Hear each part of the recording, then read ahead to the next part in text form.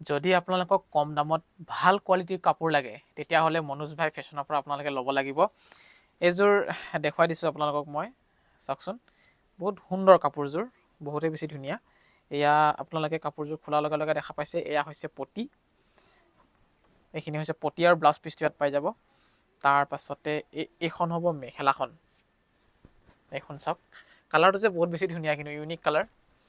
এখন মেখেলা মানে চাৰিচুকীয়া, মানে ঘৰ ঘৰ টাইপত তেনেকৈ ফুলৰ ডিজাইনটো আছে। ইয়াত দুটা ঘাই আছে মেখেলাখনত, দেখিছে আপোনালোকে। তাৰপাছত এইখন হ'ব চাদৰখন, মেইনকৈ